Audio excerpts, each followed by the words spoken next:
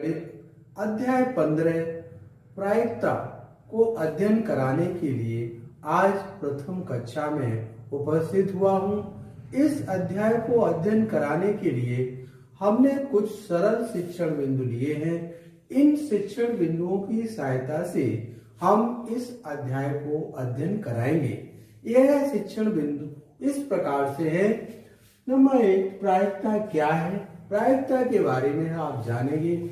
इससे पूर्व कक्षा 8 में प्रायिकता की बेसिक जानकारी आपको मिली थी। उसी के संबंध में हम इस अध्याय को प्रायिकता को आगे की ओर बढ़ाएंगे। नंबर 2, प्रायिकता की संकल्पना। प्रायिकता की क्या संकल्पना है उसके बारे में हम अध्ययन कराएंगे। प्रयोगों के आधार पर प्रायिकता क्या है, प्रयोग करके हम देखेंगे कि प्रायिकता को कैसे ज्ञात करेंगे। यहाँ पर इस बिंदु के आधार पर हम प्रायिकता को ज्ञात करेंगे। अगला है प्रश्न अभ्यास। कुछ प्रश्नों का हम यहाँ पर प्रायिकता ज्ञात करने के लिए हम अभ्यास भी आपको कराएंगे। आइए प्रथम शिक्षण बिंदु की ओर चले। प्रायिकता क्या है? प्रायिकता को समझने के लिए हमें इंग्लिश वर्ड का जानना भी जरूरी है। तो प्रायिकता को इंग्लिश में कहते हैं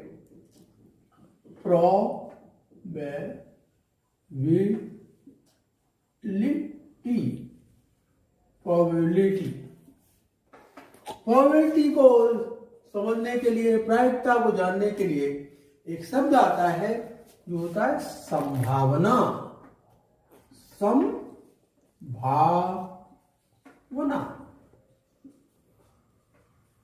इस शब्द को आप अपने दैनिक जीवन में, दैनिक दिनचर्या में अवश्य प्रयोग करते होंगे। जैसे उदाहरण के तौर पे आकाश में बादल उमड़ घुमड़ कर रहे हैं और उमस भी है, तो संभावना करते हैं कि वर्षा हो सकती है। तो संभावना, प्रोबेबिलिटी हो। इसी प्रकार से कक्षा में श्याम प्रथम आ भी सकता है, ये संभावना है। श्याम प्रथम आ भी सकता है और नहीं भी आ सकता है। इसी प्रकार से भारत में रबी की फसल अच्छी होने की संभावना है। इसी प्रकार से जब आप मैच खेलते हैं तो आशा करते हैं कि मेरी संभावना है कि आप अपने मैच को जिताएंगे या मैच जीतेंगे, ये संभावना है। इसी संभावना के आधार पर हम ये देखें कि इसमें अनिश्चितता होती है, ये निश्चित नहीं होती है, ये अनिश्चितता होती है। अर्थात प्रायिकता को हम समझें तो यह हो भी सकती है और नहीं भी हो सकती है। अर्थात यह एक संभावना है।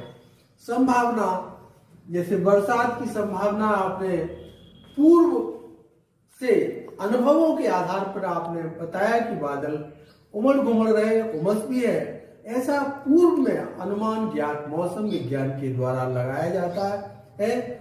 उसी के आधार पर हम ये कहते हैं वर्षा हो सकती है, लेकिन यह आवश्यक नहीं है कि वर्षा हो। तो इसके लिए हम प्रायिकता को यहाँ विश्लेषित करें तो प्रायिकता किसी भी घटना को घटित होने की प्रायिकता सदैव 1 होती है और किसी भी घटना के घटित न होने की प्रायिकता सदैव 0 होती है। अर्थात प्रायिकता को समझाने के लिए, समझने के लिए 2 बिंदु आवश्यक हैं। कौन से? 0 और 1। अर्थात 0, जैसे हम उदाहरण के तौर पे आपको बताएं कि हम ये कहें कि आज सूर्य पश्चिम में निकलेगा, तो आप तुरंत इसका अनुमान लगाएंगे, इसकी संभावना व्यक्त करेंगे। यह असंभव है। तो असंभव होने की प्रायिकता को क्या होगा? असंभव होने की प्रायिकता को हम 0 लिखते हैं। असंभव की प्रायिकता को 0 लिखते हैं। बिल्कुल 100% गलत आपने साबित कर दिया। और किसी भी घटना के घटित होने की प्रायिकता, जैसे हम आपसे कहें कि कल सूर्य पूरब दिशा में निकलेगा तो आप उसको स्वीकार करेंगे।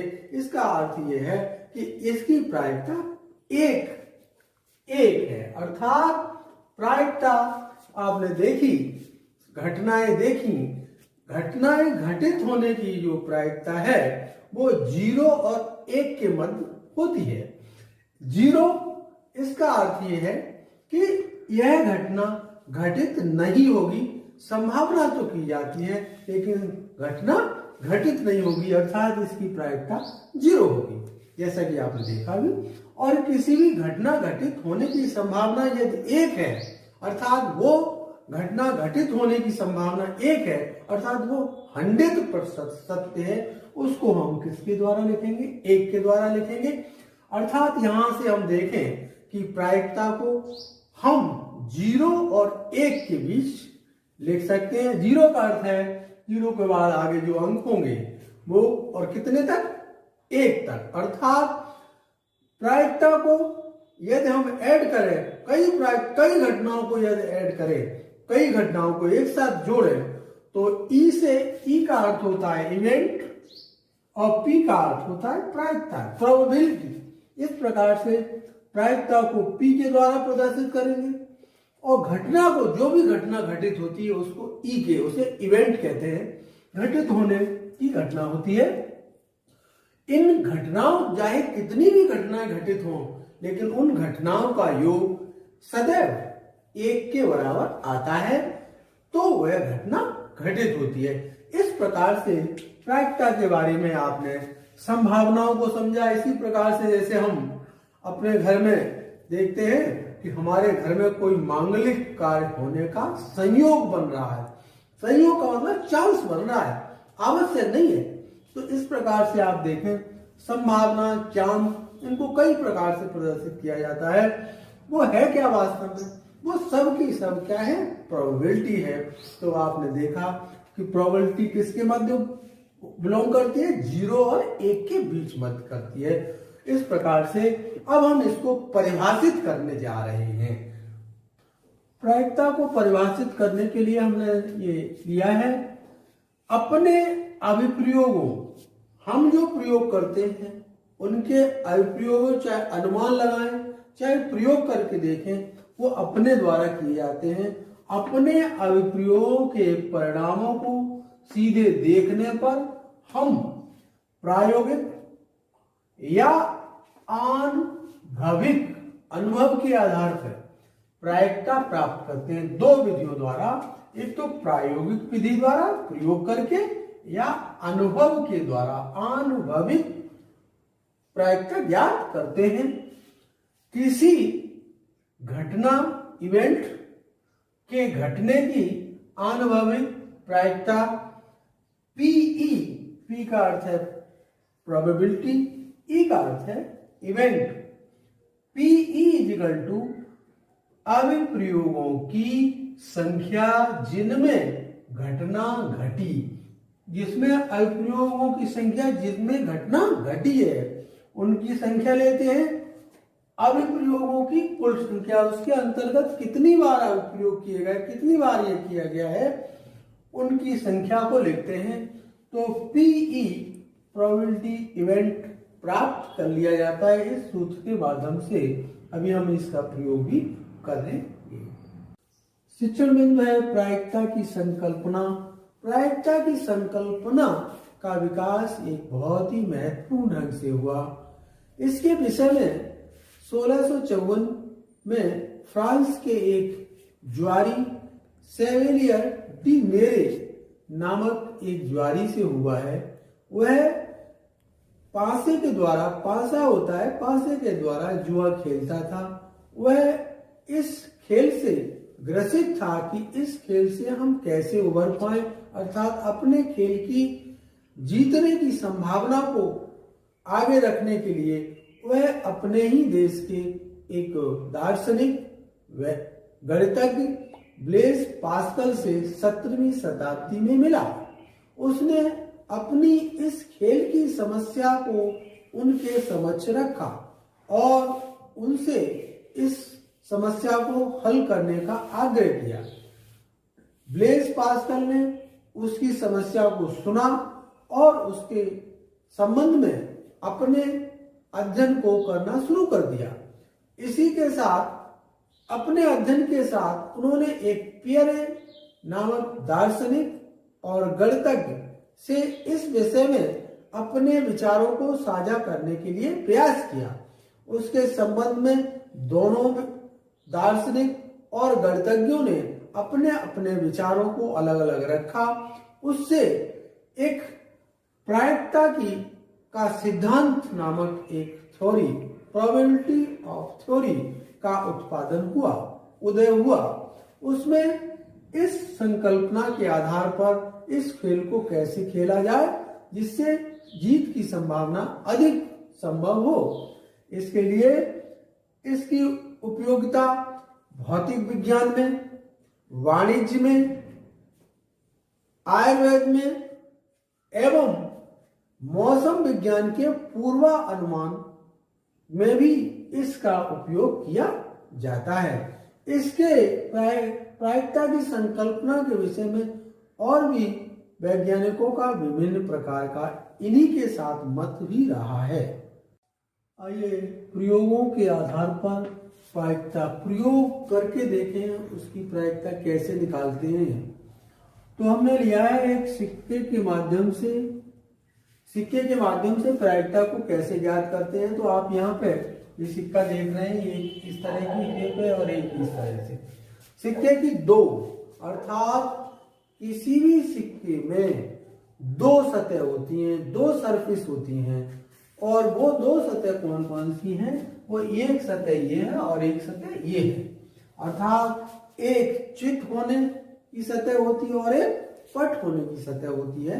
हमने ये चित होने की सतह को शीर्ष कहते हैं, पट होने की सतह को टेल कहते हैं, TAIL। तो चित होने की सतह को हम यदि हेड कहते हैं और पट होने की सतह को टेल कहते हैं, तो आप आसानी से इसको समझ लेंगे कि ये चित है और ये पट है। इस प्रकार से सिक्के को देखें कि इसकी दो सतह होती है। ध्यान रखेंगे आप, सिक्के में कितनी सतह होती है? दो सतह होती है। ये सिक्का है ओरिजिनल, इसमें एक सतह ये है और एक सतह ये है। पलट के देखिए, एक जो आपको देख रहे हैं ये वाली सतह ये है और इसको पलट दें तो ये वाली सतह कौन सी होगी? ये होगी। अर्थात किसी भी सिक्के में दो सतह होती हैं और उस सतह के नाम है हेड और टेल। दो सतह आप सिक्के से। अब सिक्के के संबंध में और प्रयोग करके देखेंगे। अब हम सिक्के को उछालेंगे तो सिक्के में कितनी स्थितियां हैं? दो स्थितियां हैं। एक स्थिति में हेड आएगा और एक स्थिति में टेल आएगा। ठीक है, अर्थात एक में हेड आएगा और एक में टेल आएगा। तो उन स्थितियों के आधार पर यदि हम सिक्के को उछालते हैं, आपने देखा होगा कोई मैच होता है तो मैच कैसे शुरू होता है? मैच शुरू होता है तो सबसे पहले क्या किया जाता है? सिक्के को उछाला जाता है, जिसको क्या कहते हैं?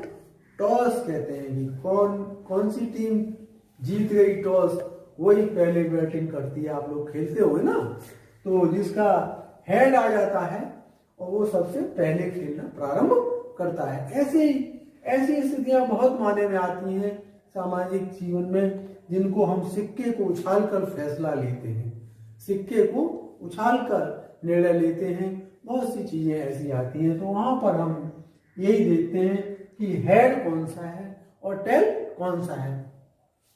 तो हम एक सारणी के माध्यम से, एक सिक्का है हमारे पास, उसको हम उछालें तो हम देख सकते हैं कितनी बार टेल आया, कितनी बार हेड आया। जैसे हमने एक सिक्का लिया और सिक्का को कितनी बार उछाला? इतनी बार उछाला, 10 बार उछाला, एक बार उछाला, फिर 2 बार उछाला, फिर 3 बार उछाला। इस तरह से 10 बार उसको लगातार उछालते हैं तो हम देखेंगे कि एच कितनी बार आया और टेल कितनी बार आया, टी कितनी बार आया और एच कितनी बार आया।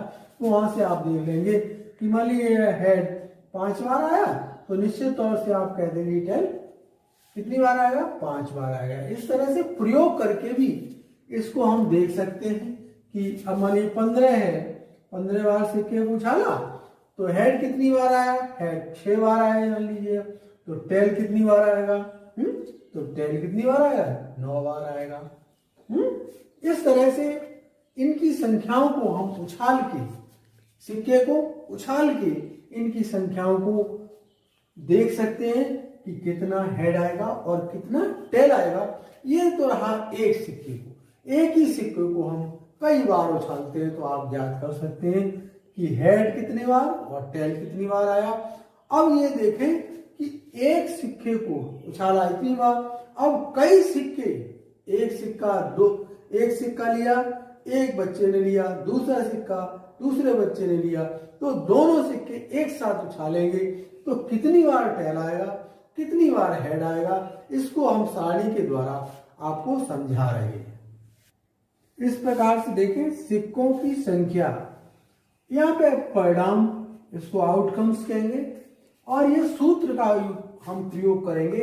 अब देखें सिक्कों की संख्या, यदि एक सिक्का है, सिक्का कितना है, एक सिक्का है, तो एक सिक्के को हम क्या करेंगे, एक सिक्का है यहां लिखेंगे, परिणाम क्या होगा, उसको उछालेंगे तो परिणाम क्या होगा। परिणाम के लिए हम यहाँ पे एक सूत्र का निगम करें। सिक्के में सरफेस 2 होती हैं, सिक्के में सरफेस 2 होती हैं, तो यहाँ 2 लेंगे और जितने बार उछालेंगे सिक्के को, जितने बार उछालेंगे, हमने एक बार उछाला, उनकी संख्या को n लिख देंगे। क्या लिखेंगे, n, 2 to the power n। इसका प्रयोग हम कर लें तो यहाँ पे बहुत आसानी से आप ज्ञात भी कर सकते हैं। सिक्कों की संख्या 1 है, परिणाम क्या प्राप्त होंगे, सूत्र के माध्यम से हम यहाँ पे निकालेंगे। देखिए यहाँ पे 2 to the power कितनी संख्या 1 है, तो यहाँ पे 1 लिखेंगे, अर्थात कितना आएगा, 2 आएगा, अर्थात आउटकम जो आएगा, परिणाम जो आएगा वो कितना होगा, 2 होगा। अर्थात सिक्के को उछालेंगे तो हेड भी आ सकता है और टी भी आ सकता है। एक सिक्के को उछालें तो उसके परिणाम क्या होंगे, उसके आउटकम क्या होंगे, एच टी। अर्थात यहां से हम प्रायिकता को ज्ञात करें कि एक सिक्के को उछालें उसकी प्रायिकता क्या होगी, उसकी संभावना क्या होगी। अर्थात एक सिक्के को उछालें उसकी संभावना क्या होगी, 1/2, उसकी संभावना 1/2 आर है ना, एच की संभावना, टी की संभावना 1। अब इसी प्रकार के दोनों सिक्के को एक साथ उछालें तो दोनों, यहाँ 2 लिख लें, ध्यान देना, 2 लिख लें, 2 सिक्के एक साथ उछाले जाएंगे, आउटकम क्या आएगा, तो यहाँ पर सूत्र का उपयोग हम कर लें तो 2 to the power कितने बार उछालेंगे, 2 बार उछालेंगे, तो 2 लिख लें, तो यहाँ कितना आएगा, 2 × 2 इक्वल टू कितना हुआ, 4। तो आउटकम कितना आएगा, आउटकम यहाँ कितना है, 4 है। 4 कैसे आएगा, देखिए अब एच भी आ सकता है, पहले दोनों हेड भी आ सकते हैं, पहला हेड, एक हेड और एक टेल भी आ सकता है, इस प्रकार से। अर्थात दोनों सिक्के हेड आ सकते हैं। दूसरे बार फेंकेंगे तो एक हेड आ सकता है, एक टेल आ सकता है। तीसरा जब बार फेंकेंगे, थर्ड में फेंकेंगे तो पहला टेल आ सकता है, ये हेड आ सकता है।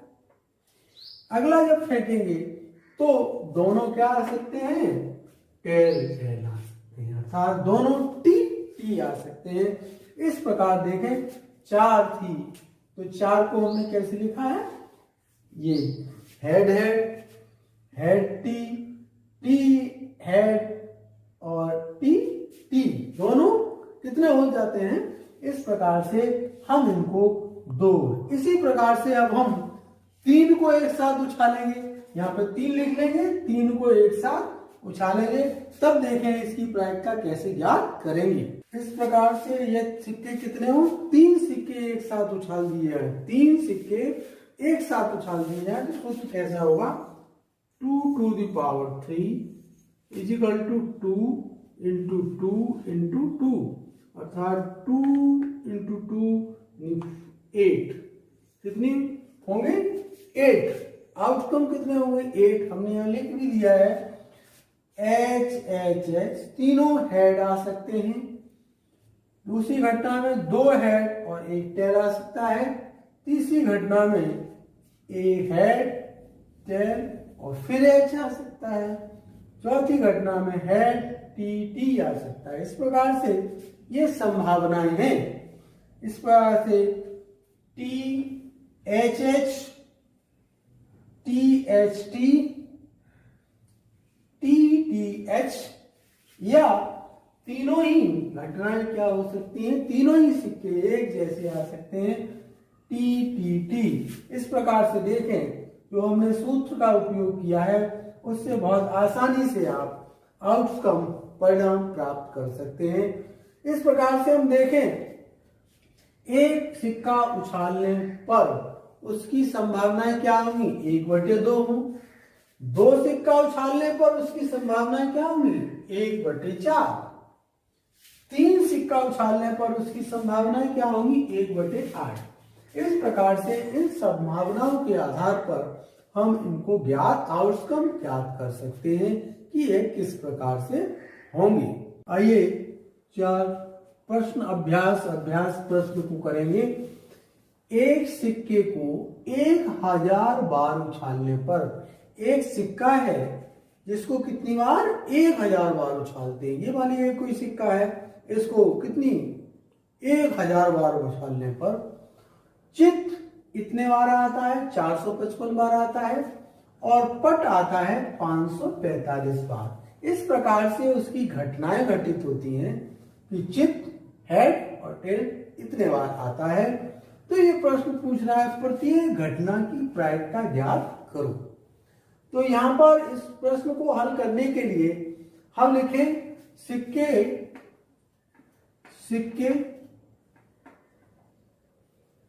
सिक्के को 1000 बार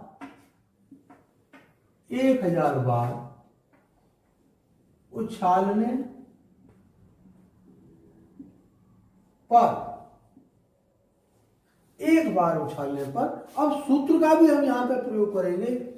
तो अभिप्रयोगों की संख्या कितनी होगी, अभिप्रयोगों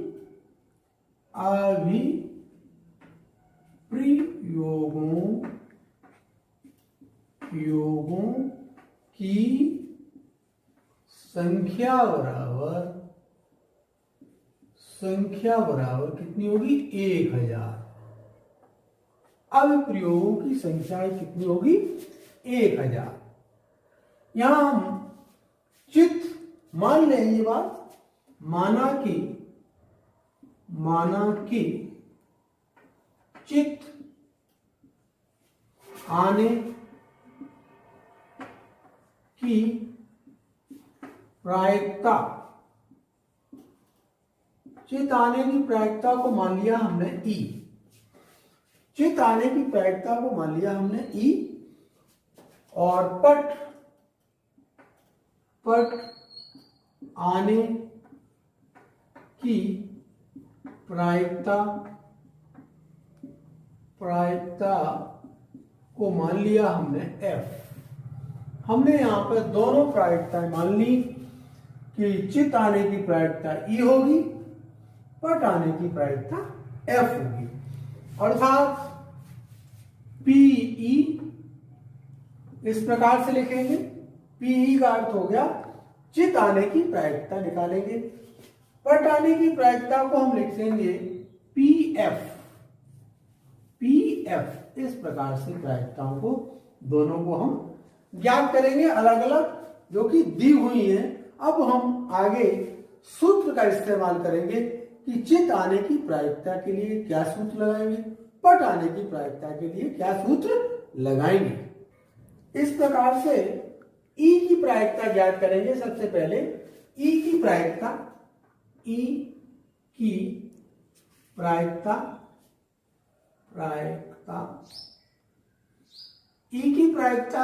के लिए हम यहां पर इसका सूत्र लगाएंगे। चित आने की बात संख्या, चित आने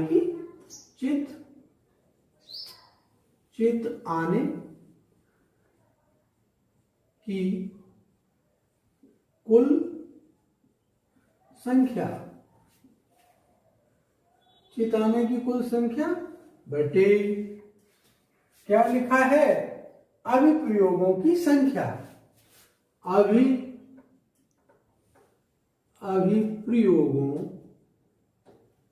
प्रयोगों यहां आएगा अभिप्रयोगों की संख्या। अभिप्रयोगों की संख्या यहां पे देखें, अब चिताने की कितनी है, 455 है, यहां लिख देंगे। अभिप्रयोगों की संख्या 1000। इस प्रकार से इसको जब हम हल करेंगे तो 0.455 ये आता है, अर्थात PE इक्वल टू ये आ गया 0.455 ये। इसी प्रकार से हम F की प्रायिकता ज्ञात कर सकते हैं। कैसे? F की प्रायिकता, F की प्रायिकता सूत्र लगाएंगे सीधा, पट आने की प्रायिकता। पट आने की प्रायिकता कितनी होती है, दी है 400, वो 545 दी है। और कुल प्रयोगों की संख्या कितनी है, 1000 है, दी है 1000 इजिकल टू, यदि इसमें हम भाग देते हैं तो इसका मान कितना आता, 0.545। ये हमारी दो PE की प्रायिकता भी ज्ञात हो गई और F की भी प्रायिकता ज्ञात हो गई। अब दोनों की घटना घटित होने की संभावना, इसको हम यहां से हटाएंगे, मूव करेंगे इसको इस प्रकार से। यहां पर जब दो या दो से अधिक घटनाएं होती हैं तो उनको इस प्रकार से लिखा जाता है, लिखते हैं PE प्लस PF। ये PE का मान हमने ज्ञात कर लिया, ये होगा।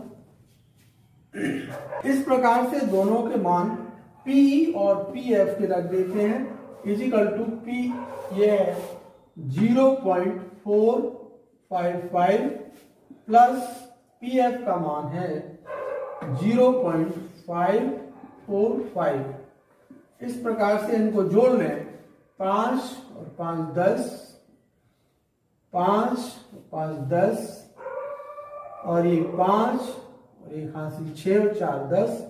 इस प्रकार से ये दोनों ही की प्रायिकता कितनी आती है, 1 आती है, अर्थात ये निश्चित तौर पर प्रायिकता घटित हुई है क्योंकि प्रायिकता का मान 1 है। आइए आज जो हमने पढ़ा है उन्हीं से हमने कुछ मूल्यांकन के लिए आपको कुछ प्रश्न दे रहे हैं, इनको आप अच्छी तरह से करेंगे। प्रश्न है, एक सिक्के में कितनी सतह होती हैं?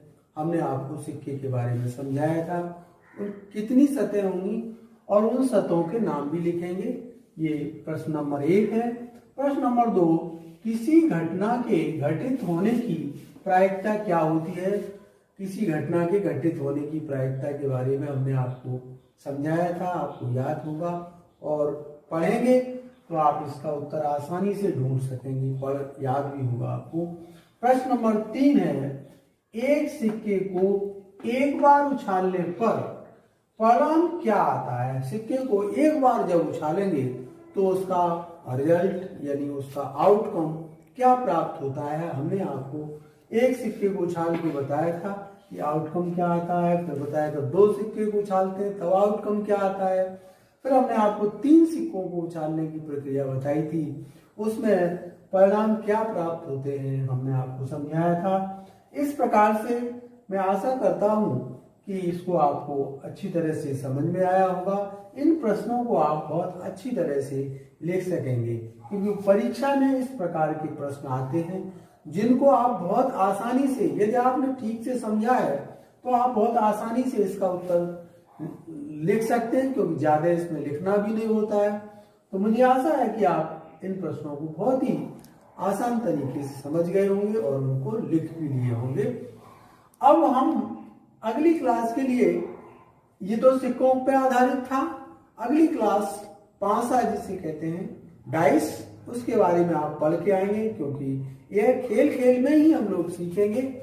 और पांसा डाइस जिसे कहते हैं उसके बारे में आप स्वाध्याय करके आएंगे। आशा करता हूं इन प्रश्नों को भी आप अच्छी तरह से हल करेंगे। आज की कक्षा का समापन। धन्यवाद।